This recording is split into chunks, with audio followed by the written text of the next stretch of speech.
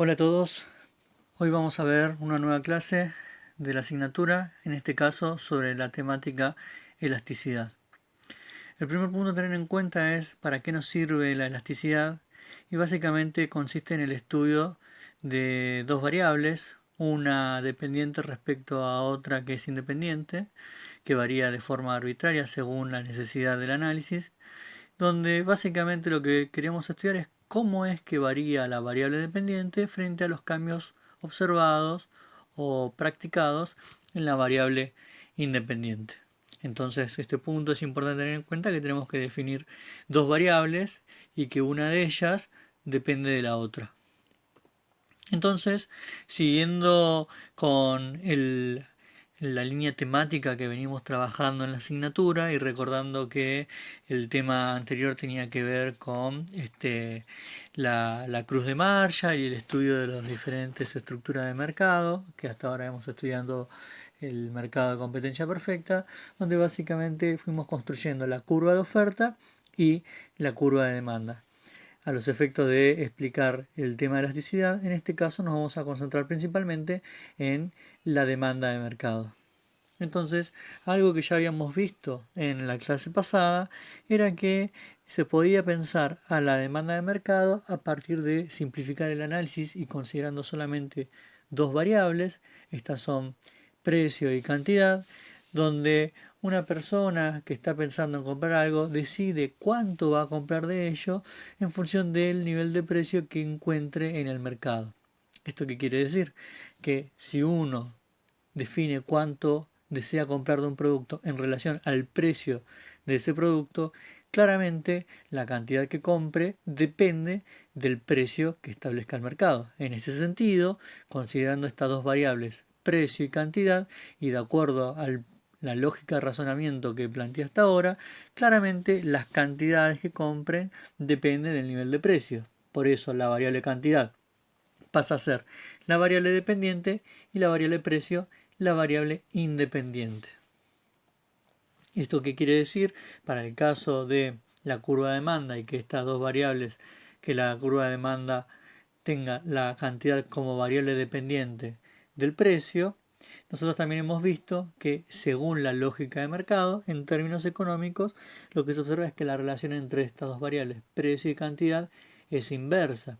¿Esto qué quiere decir? Que cuando una de estas variables crece, la otra disminuye y viceversa. ¿Por qué? Porque habíamos planteado que las personas que consumen bienes están más dispuestas a comprar una cantidad mayor de ese bien cuanto más bajo sea el precio y van a reducir las cantidades que compren del mismo cuanto más alto sea el precio. Entonces la relación entre estas dos variables es inversa, pero también planteamos otro tipo de relación que es la relación causal, donde la cantidad pasa a ser variable dependiente del precio. ¿Sí? Entonces, cuando cambia el precio, eso impacta en las cantidades consumidas. También hace que cambien las cantidades que el consumidor va a comprar de un determinado producto. Fíjense que ahí está el delta, ¿sí? Que es esa forma de pirámide o triangulito delante del P, que pasaría a ser precio, y por otro lado el delta Q, que sería cantidad. Entonces, el delta que representa la variación significa que cuando varía el precio, eso implica una variación de las cantidades. ¿Sí? Puede ser que el precio disminuya y entonces aumente las cantidades consumidas, o puede ser que el precio aumente y eso reduzca las cantidades que esté dispuesto a comprar el consumidor. Básicamente una suerte de resumen de lo que dijimos hasta ahora. Entonces, nosotros hemos planteado que la relación entre precio y cantidad en la curva de demanda es inversa, que cuando uno aumenta la otra disminuye y viceversa. Pero eso no nos explica la inclinación, todas las posibles inclinaciones que se puede observar en una curva de demanda donde la variable precio y cantidad muestra una relación inversa. Fíjense que ahí solo planteando tres posibilidades se ve que en los tres casos, en la curva de demanda 1, en la D2 y en la D3, se cumple que la relación entre la variable precio y cantidad es inversa. Igual así, las tres curvas presentan pendiente diferente o inclinación diferente. Entonces, esto ya nos empieza a dar alguna idea respecto de que no alcanza solo con decir que las dos variables tienen una relación inversa para poder definir completamente a la curva de demanda. Es importante también tener en cuenta el grado de inclinación de esas curvas.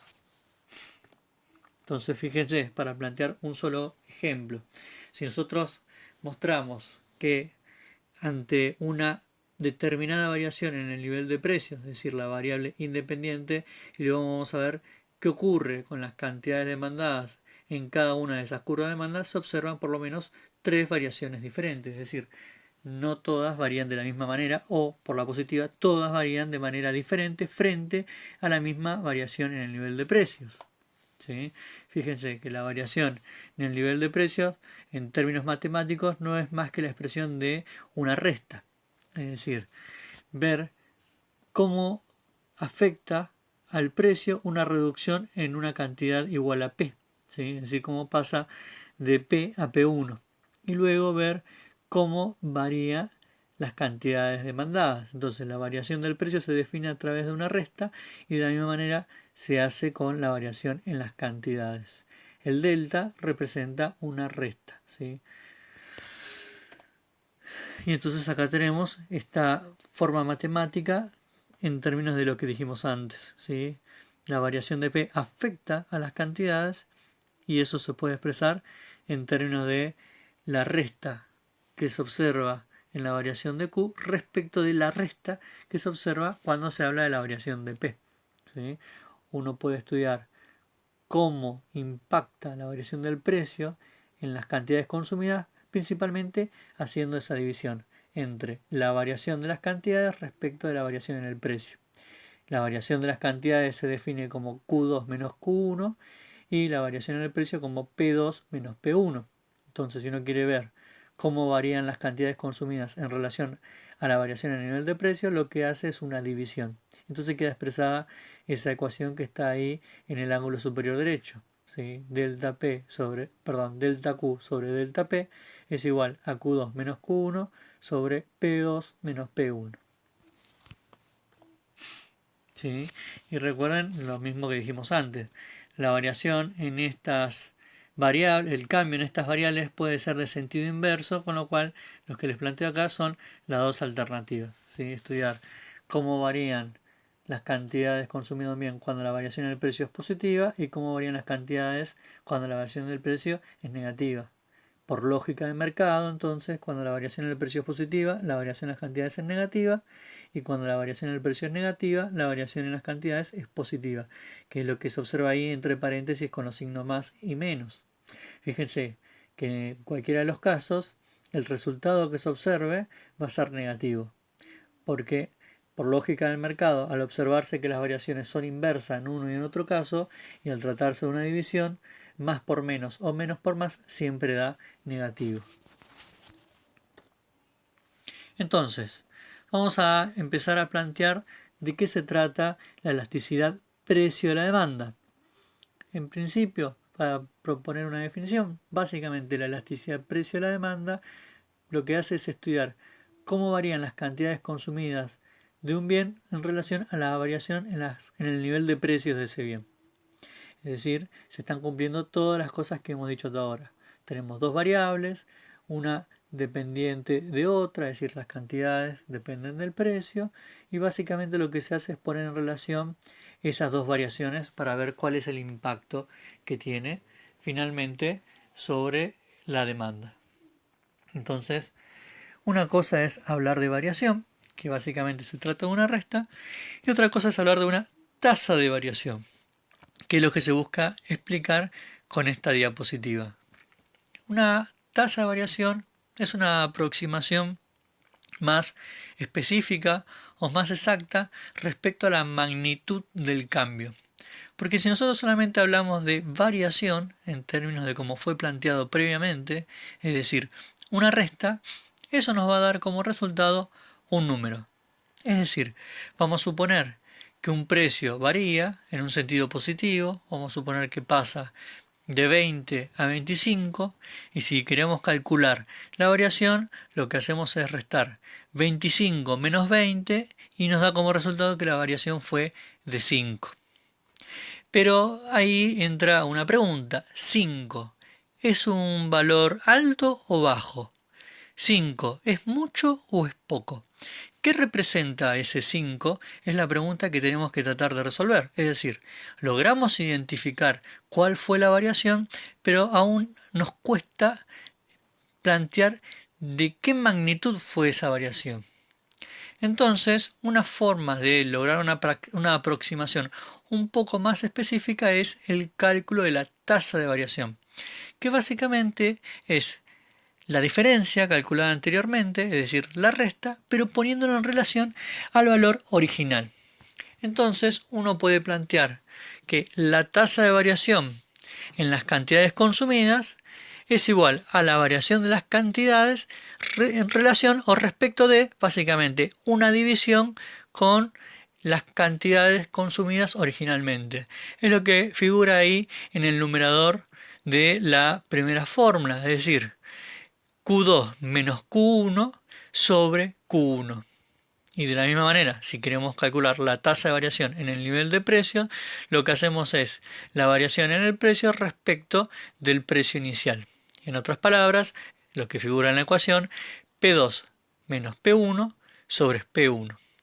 Y de vuelta, ahí lo que se plantea en las dos ecuaciones son las dos posibilidades de el tipo de variación, si esta es crecimiento o es reducción, si es positiva o negativa, y por eso figuran ahí todas las posibilidades planteadas con los signos entre paréntesis. Y de vuelta, la misma conclusión. Fíjense que el resultado siempre va a ser negativo según la lógica económica o la lógica de mercado de la relación entre precio y cantidad en la curva de demanda. ¿Sí? Bueno, entonces, concretamente, ¿qué estudia la elasticidad precio de la demanda? La tasa de variación de la demanda en relación a la tasa de variación en el nivel de precio. ¿Sí? Básicamente, ahí en esa ecuación lo que se observa son todas las diferentes maneras de poder expresar esa definición, como delta Q respecto de Q sobre delta P respecto de P, o dicho de otra manera, la variación de las cantidades en relación a la cantidad inicial respecto de la variación del precio en relación al precio inicial, o planteado como está ahí el Q2 sobre Q1 respecto de Q1 sobre P2 menos P1 respecto de P1. Y siempre esto nos va a dar signo negativo. Bueno, entonces lo que se acostumbra a hacer para salvar el problema del signo negativo es multiplicar todo esto por -1 y nos termina dando el valor módulo, es decir, un valor absoluto independientemente del signo que se plantee. Entonces, cuando ya sabemos que todos los resultados posibles son negativos, si a esto lo multiplicamos por -1, los convertimos automáticamente en positivo a todos los valores posibles. Y esa sería la ecuación de la elasticidad precio de la demanda. Entonces, vamos a ver cuáles son los posibles resultados que puede arrojar el cálculo de elasticidad precio de la demanda de cualquier producto. ¿Sí? Entonces, ¿para qué sirve la elasticidad precio de la demanda? Sirve para estudiar cómo varía la demanda de un bien ante cambios registrados en su precio. Y también se podría decir que sirve para identificar el grado de sensibilidad o reacción de la demanda en relación a un producto, ¿sí? En relación a la variación en el precio de un producto. ¿Cuáles son los posibles resultados que esto puede arrojar? Bueno, básicamente son tres. Que de mayor a 1, entonces vamos a decir que la curva de demanda es elástica, que sea menor a 1 y vamos a decir que la curva de demanda es inelástica, o que sea igual a 1, entonces vamos a decir que la curva de demanda es elástica. En términos matemáticos, es importante observar algunas o identificar algunas pistas para poder predecir o adelantarnos en relación a la interpretación de los resultados posibles. Fíjense que para que dé elástico, o en otras palabras, para que sea mayor a 1, lo que tiene que ocurrir principalmente es que el numerador de la ecuación sea mayor al denominador. Es decir, si Q2 menos Q1 sobre Q1 es mayor a P2 menos P1 sobre P1, claramente nos va a dar un caso de curva de demanda elástica. ¿Qué sería esto? Que, por ejemplo, si ante la variación del 20% en el precio de un producto se verifica una variación del 50% en las cantidades de ese producto, claramente se va a tratar de una curva de demanda elástica. Vamos a suponer que el precio de un producto aumenta en un 100% y su demanda cae en un 120%, es lo que vamos a tener el caso de una curva de demanda elástica. Para el caso de las curvas de demanda inelástica, lo que vamos a encontrar es justamente todo lo contrario, que la variación en las cantidades consumidas, la tasa de variación de las cantidades consumidas va a ser menor a la tasa de variación en el nivel de precios. Por poner un ejemplo, si el precio crece en un 50%, la caída de la demanda puede ser de hasta un 50% menor, es decir, si sube un 50% vamos a suponer que baja un 49%, entonces esa curva de demanda es inelástica. Otro ejemplo sería que sube un 50% y la curva de demanda y las cantidades consumidas se bien cae en un 35%, también cumple con esta regla de ser una curva de demanda inelástica. Siempre que entonces la variación en las cantidades, la tasa de variación en las cantidades consumidas sea menor a la tasa de variación en el nivel de precio, vamos a estar frente a una curva de demanda de características inelásticas. Y para que dé unitario, básicamente lo que se tiene que cumplir es que la tasa de variación en las cantidades consumidas sea igual a la tasa de variación que se verifique en el nivel de precio de ese producto. Pongamos un ejemplo matemático. Entonces vamos a suponer que el precio de un producto pasa de 10 a 12,5. Entonces por ello la demanda cae de 1000 unidades a 950 unidades. Entonces la pregunta de este ejercicio es ¿cómo es la demanda de este bien? ¿Es elástica, inelástica o unitaria? Entonces hacemos la cuenta y observamos que el Q2 menos Q1 sobre Q1 es igual a decir que las cantidades finales que se pasan a consumir es de 950, menos las 1000 unidades, que eran las cantidades que se consumían originalmente, sobre 1000 unidades, que son las cantidades que se consumían originalmente, es decir, ese Q1 me da como resultado 0,05. Si hacemos el mismo cálculo, pero ahora para el nivel de precios, observamos que el precio final o el P2 es igual a 12,5 menos 10 pesos, que era el precio inicial, sobre 10, que es el precio inicial, es decir, P1, y eso nos da como resultado el 0,25. Finalmente, si uno divide 0,05 sobre 0,25 nos da como resultado 0,20. Entonces 0,20 al ser un valor menor a 1 nos está dando como resultado que la curva de demanda es inelástica. Entonces uno se podría hacer la siguiente pregunta. Si la curva de demanda es inelástica, ¿qué tipo de política de precios le conviene aplicar al productor? ¿Le conviene bajar precios o les conviene subir precios? Entonces, fíjense que es importante este tipo de análisis de elasticidad, porque claramente se ve que si la demanda varía menos de lo que varía el precio, el productor estaría en condiciones de poder aumentar el precio, sabiendo que lo que va a caer de las cantidades vendidas va a ser a una tasa menor de lo que subió su precio.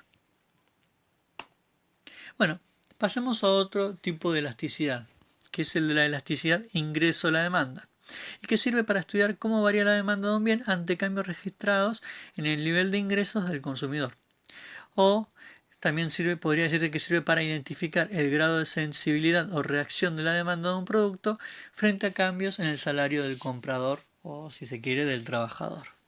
Entonces, ahí están todos los resultados posibles, ¿sí? Fíjense que se puede tratar de bienes de lujos o bienes necesarios si el resultado es positivo, bienes inferiores si el resultado es negativo, o bienes neutros si el resultado es igual a 0. Fíjese también que en este caso ya no figura toda la ecuación multiplicado por menos 1, porque existe posibilidad en los resultados que planteamos hasta ahora de que sean positivo o negativo y que esto tenga interpretaciones diferentes. Por eso es que ya se deja de aplicar la multiplicación por menos 1.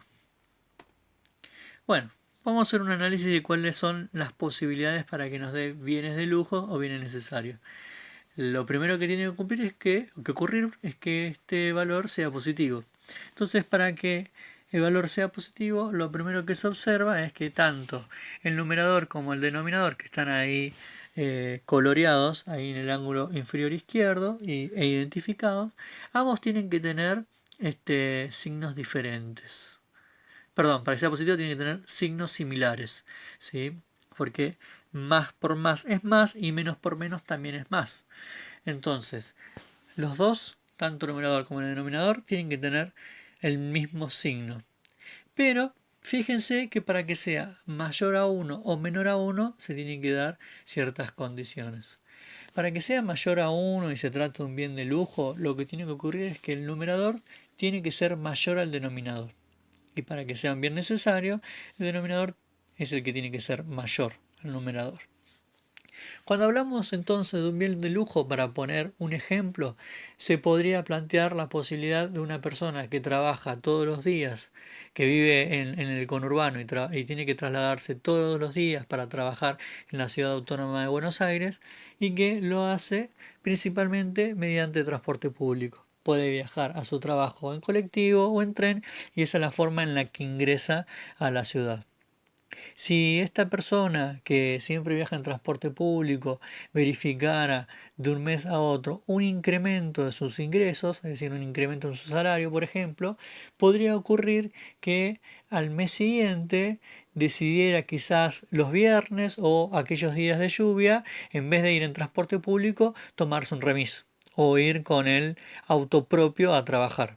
Claramente, esto significaría, por ejemplo, de una persona que nunca iba a trabajar en un remis o en un auto y entonces de un mes a otro se podría ver, por ejemplo, con que fuera un solo mes, una sola vez de todo el mes a trabajar en remis o en auto respecto al mes anterior donde nunca lo hiciera, significaría un incremento en el consumo de este bien de un 100%.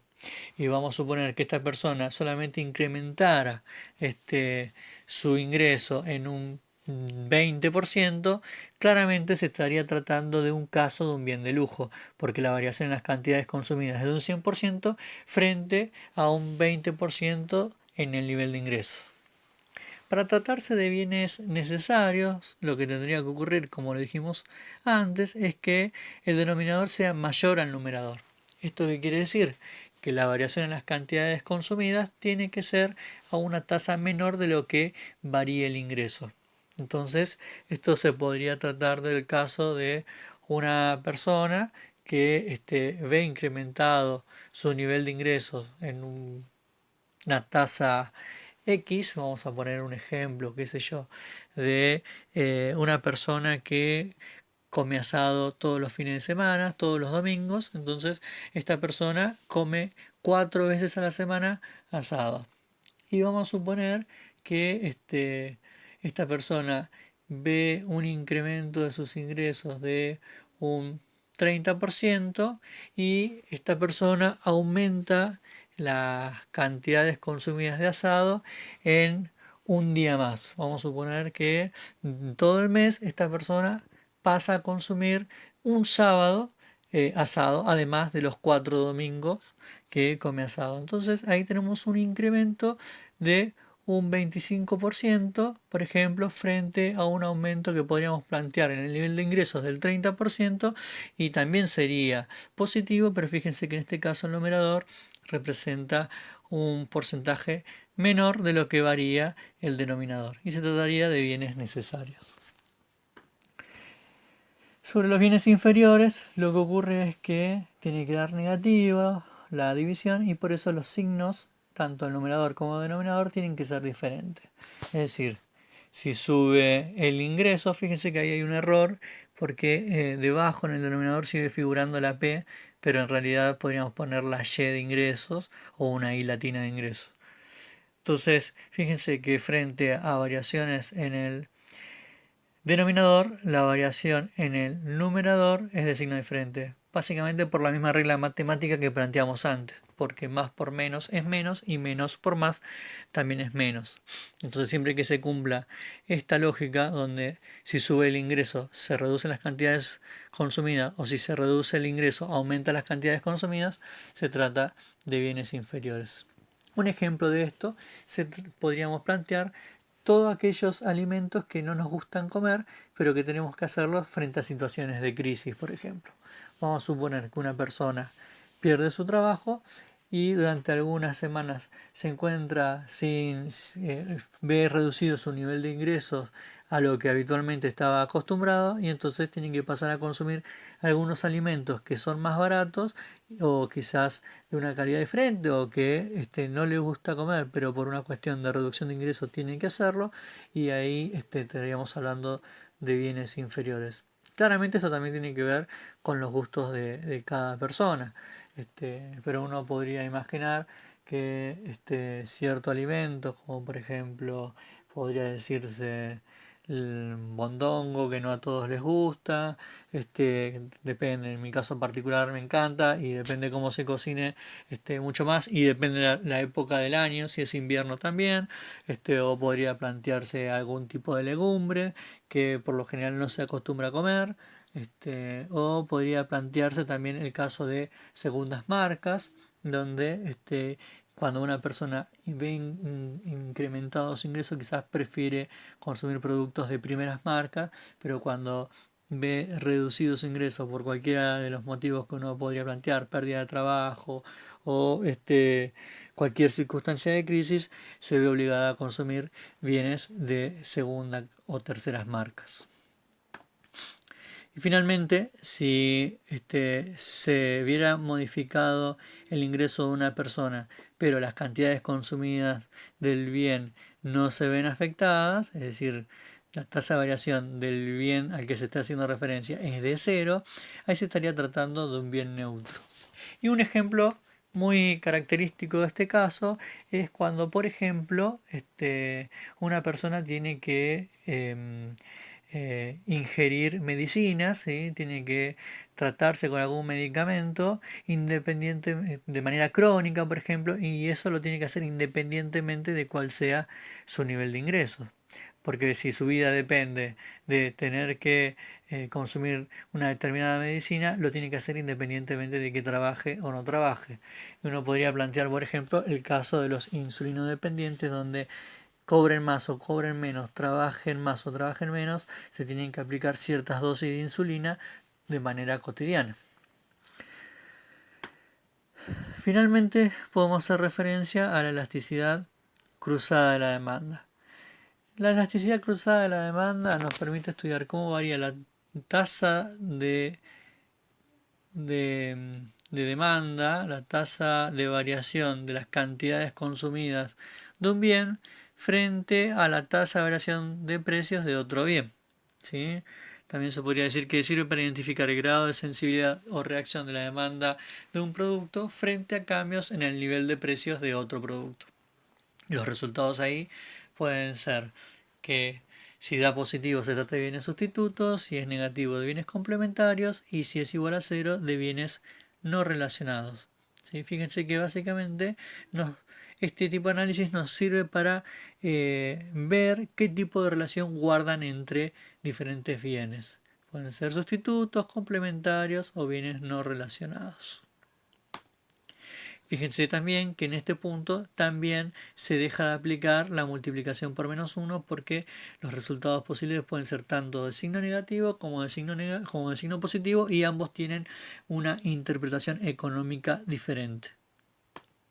Entonces, ¿qué pasa si me da la elasticidad cruzada de la demanda me da positivo? Bueno, básicamente se trata de productos sustitutos. ¿Cómo sería esto el caso de productos sustitutos? Cuando tenemos dos bienes que sirven para satisfacer la misma necesidad. Es decir, son dos bienes que cumplen la misma función. Por decirlo de alguna manera, uno podría hacer referencia a la posibilidad de tomarse una gaseosa o un jugo y entonces si estos dos bienes son dos bienes diferentes pero sirven para satisfacer la misma necesidad, se estaría tratando de dos bienes sustitutos. De la misma manera, uno puede llevar energía a su cocina a través de gas natural, gas de garrafa o cualquier otro combustible, y también son sustitutos. Pueden ser sustitutos más cercanos o lejanos, pero sirven para satisfacer la misma necesidad. Y esto también se cumple para vestimenta, alimentos, calzados, etc. Entonces, ¿cuáles son las condiciones para que esto se dé, para que el resultado dé bienes sustitutos? Bueno, que el numerador y el denominador tienen que tener el mismo signo. La forma más fácil de entender esto es según el esquema que le estoy planteando ahí abajo, donde si sube el precio del bien B, entonces por una cuestión de mercado ocurre que las cantidades consumidas de ese bien se reducen, disminuyen. Y entonces este bien que sirve para satisfacer la misma necesidad que el bien A se va a ver en desventaja en relación al bien A si el precio del bien A no varía. Entonces, si baja el consumo del bien B porque subió su precio, la gente va a pasar a aumentar el consumo del bien A. Y eso es como explica que la variación del precio del bien B y las cantidades consumidas del bien A tengan el mismo signo. De la misma manera, pero si baja el precio del bien B, la gente va a pasar a consumir mayor cantidad de ese bien B, y como sirve para satisfacer la misma necesidad que el bien A, la gente va a reducir el consumo del bien A porque puede satisfacer esa necesidad con el consumo de un bien que en términos relativos es más económico. Finalmente, en segundo lugar, tenemos el caso de los bienes complementarios. Los bienes complementarios son aquellos bienes que se consumen de manera conjunta. Uno podría hacer referencia, por ejemplo, a el té y el azúcar, ¿sí? Si uno toma esta bebida de manera dulce, por lo general lo hace con azúcar o lo puede hacer con algún edulcorante, entonces los bebe conjuntamente. Y así se podría hacer relación a todos aquellos productos o bienes que no pueden ser consumidos independientemente uno de otro.